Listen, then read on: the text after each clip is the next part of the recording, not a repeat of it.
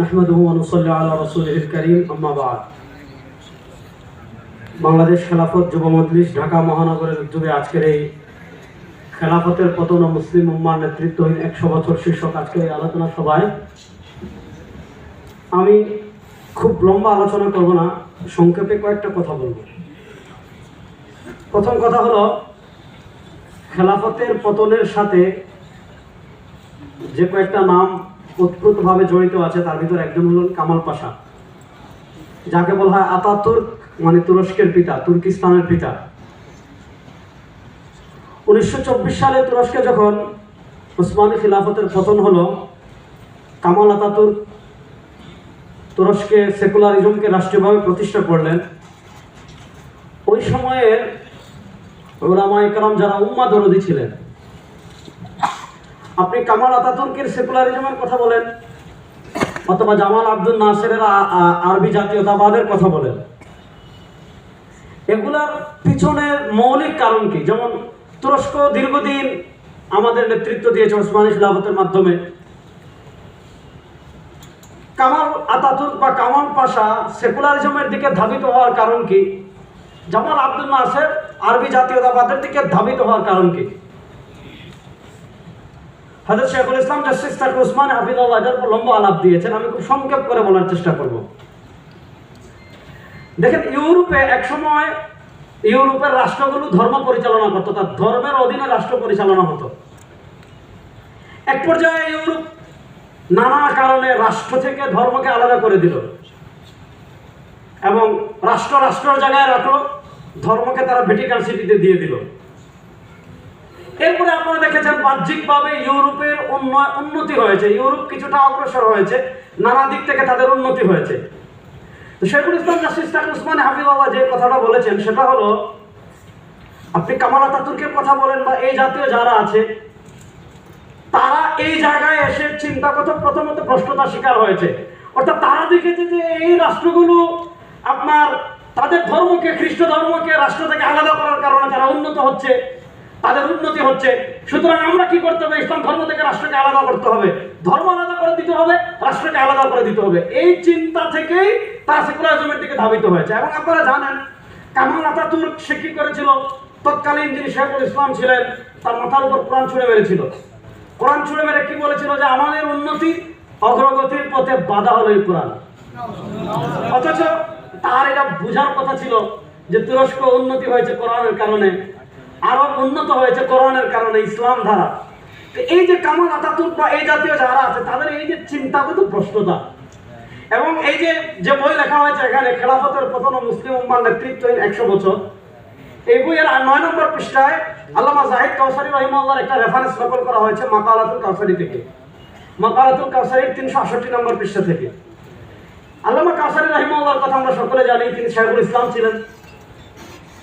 এই যে একটা ভয়ঙ্কর চিন্তা আমাদের মুসলিম সমাজে এসেছিল, এবং যে চিন্তার কারণে আমাদের খেলাফা পতনের, আমাদের খিলাফা ব্যবস্থা বিলুপ্ত হওয়ার অন্যতম একটা কারণ ছিল এটা, যে রাষ্ট্রকে ধর্ম থেকে আলাদা করা। কাউসারী রাহিমাহুল্লাহ এখানে সামান্য 5-6 লাইন নকল করা হয়েছে। তিনি প্রায় 2.5-3 পৃষ্ঠার একটা মাকালা লিখেছেন মাকালাতুল কাউসারীতে, যেটা শিরোনাম হলো হুকমু মুহাওয়ালাতি ফাসলিদ দ্বীন আনিদ দাওলা, যে রাষ্ট্র থেকে ধর্মকে আলাদা করার বিধান। তো এই যে একটা পতিত চিন্তা আমাদের সমাজে যখন ঢুকেছিল, এটাকে বলা হয় আমাদের চিন্তাগত পতন। এবং আপনারা এখানে যেহেতু মাদ্রাসার তালিবুল ইলম অনেকে আছেন, এগুলো আপনাদের জানার কথা। মাওলানা সৈয়দ আবুল হাসান আলী নদভী রাহিমাহুল্লাহ মুফাক্কির ইসলাম, তিনি তার মাদা খাসিরুল আলম বিল হিতাফিল মুসলিমিন, যে 3টা বড় দাগে যে 3টা পরিচ্ছেদ প্রতিষ্ঠা করেছেন, ইসলাম পূর্বযুগ দেখিয়েছেন, ইসলামের কারণে কি কি সভ্যতার কি উন্নতি হয়েছে এটা দেখিয়েছেন, তারপর পতন দেখিয়েছেন। এর ভিতর বড় যে কারণ, মুসলমানদের পতনের বড় কারণ, খিলাফার পতনের বড় কারণ মুসলমানদের চিন্তাগত অধঃপতন। কাউসারী রাহিমাহুল্লাহ এটাকে ইরতিদাদের একটা দিক দেখিয়েছেন, ঈমান ভঙ্গের একটা কারণ দেখিয়েছেন। এই যে একটা চিন্তা, যে খেলাফা ব্যবস্থা পতনের 100 বছর হয়ে গেল আজকে, প্রথম আমরা মোটা দাগে এই সমস্যাটা চিহ্নিত করি, যে সমস্যার কারণে কামাল আতাতুর্ক খেলাফতকে ছুড়ে মেরেছিল, যে সমস্যাকে মৌলিক সমস্যা মনে করে তারা খিলাফত থেকে মুখকে ফিরিয়ে নিয়ে সেকুলারিজমের দিকে গিয়েছিল, এবং তারা মনে করেছিল এগুলো পৃথিবীর সভ্যতার দিকে তাদেরকে অনেক দূর এগিয়ে নিয়ে যাবে। প্রশ্ন হলো, এগিয়ে নিয়ে গিয়েছে কিনা এই আলোচনা আমি যাচ্ছি না। আমার প্রথম যে বিষয়টা আমি নোট করতে চাচ্ছি সেটা হলো ওই পতিত চিন্তা যে বুদ্ধিবৃত্তিক দাসত্ব দ্বারা আমাদের উপর চাপিয়ে দিয়েছিল, এই পতিত চিন্তা থেকে আমরা কতটুকু উপরে উঠতে পারছি। আজকে আপনি পৃথিবীতে যারা মুসলমান আছে, আমরা যারা মাদ্রাসায় পড়ি, ইসলামকে কিছুটা লালন করি, তাদের কথাই বলেন, বাহিরের কথা বাদ দিলাম। রাষ্ট্র থেকে ধর্ম আলাদা, রাষ্ট্রের সাথে ধর্মের কোনো সম্পর্ক নাই, রাষ্ট্র চলবে রাষ্ট্রের মতো, ধর্ম চলবে ধর্মের মতো, এই চিন্তা আমাদের হাজার হাজার মুসলমানরা এখনো লালন করে।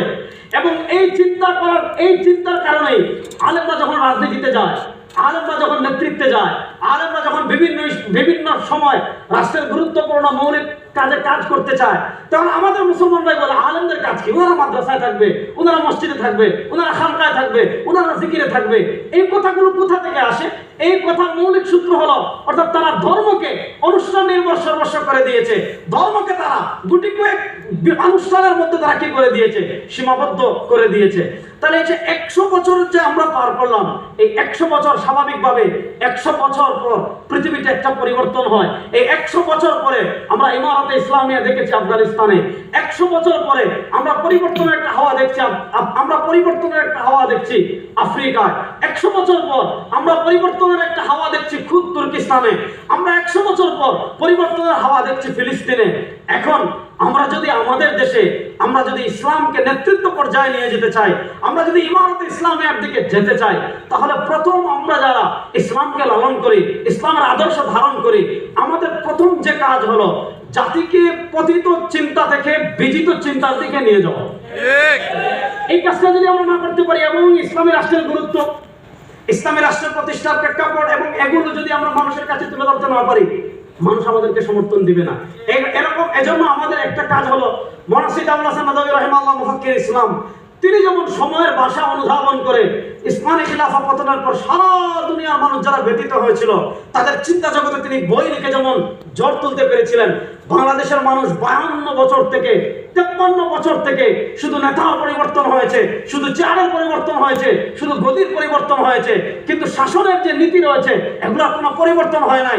একজন ক্ষমতার পালাবদল থেকে এক হাত থেকে আরেক হাতে গিয়েছে, বাংলাদেশের মানুষের ভাগ্যের পরিবর্তন হয় নাই। এজন্য বাংলাদেশের মানুষ, বাংলাদেশের সমাজ, বাংলাদেশের আবহাওয়া, বাংলাদেশের প্রেক্ষাপট এখন আমাদের জন্য দাওয়ার সবচেয়ে উপযুক্ত সময়, দাওয়ার সবচেয়ে সুন্দর সময়। এজন্য এখন আমাদের যারা আমরা দায়ী আছি, আমরা যারা আলেম আছি, আমরা যারা ইমাম আছি, আমরা যারা পীর আছি, আমরা যারা মুসলমান আছি, আমাদের সবচেয়ে বড় দায়িত্ব হলো, আমাদের সবচেয়ে বড় কর্তব্য হলো, ইসলাম যে পরাজিত শক্তি না, ইসলাম যে বিজিত শক্তি, ইসলাম যে রাষ্ট্র থেকে আলাদা না, ইসলাম যে রাষ্ট্রের সব সেক্টর নিয়ন্ত্রণ করে, এই দাওয়াত বাংলাদেশের মানুষের ঘরে ঘরে পৌঁছে দিতে হবে। আর 2 নম্বর, আমরা যদি বুখারা সমরকন্দের দিকে দেখি, যে তুর্কিস্তান আমরা ফিকহের কিতাবে শুধু পড়ি মাওরাউন নাহার, যে মাওরাউন নাহার আমাদের ইলমের নেতৃত্ব দিয়েছে। আপনি বুখারা বলেন, সমরকন্দ বলেন, শাস বলেন, যেটা এখন নাম হলো তাশকন্দ, আপনি আসফাহানের কথা বলেন, এই যে বিশাল তিরমিজের কথা বলেন, এই যে মাওরাউন নাহারের বিশাল এলাকা যেখানে রাশিয়ান বিপ্লব হয়েছে, সেই রাশিয়ান বিপ্লব 1991 সালে যখন রাশিয়ার কবল থেকে উজবেকিস্তান স্বাধীন হয়েছিল, হযরত শেখুল ইসলাম জাসতিস তাকি উসমানী হাফিজাহুল্লাহ তিনি সফর করেছিলেন। সফর করে এসে তিনি মাসিক আল বালাগ একটা লেখা লিখেছিলেন। ওই লেখাটা শেষ করেই আমি আমার বক্তব্য শেষ করব, যে তিনি এই উজবেকিস্তান বুখারা সমরকন্দে যে মাওরাউন নাহারের যে এলাকা, সেই এলাকার উলামা ইকরামের সাথে তিনি বসেছেন এবং যখন রাশিয়ান আগ্রাসন হবে অবস্থা, সে সময়কার অবস্থা নিয়ে তিনি পর্যালোচনা করেছেন যে সে সময়কার সবচেয়ে বড় যে সমস্যা ছিল মাওরাউন নাহারে, সেটা হলো উলামা ইকরামের ফুরুই ইখতিলাফ। দেখেন, আকীদাগত ইখতিলাফ সব সময় থাকবে, আর আমরা বিশ্বাস করি উদারতার অর্থ আকীদা বিশ্বাস বিসর্জন দেওয়া না।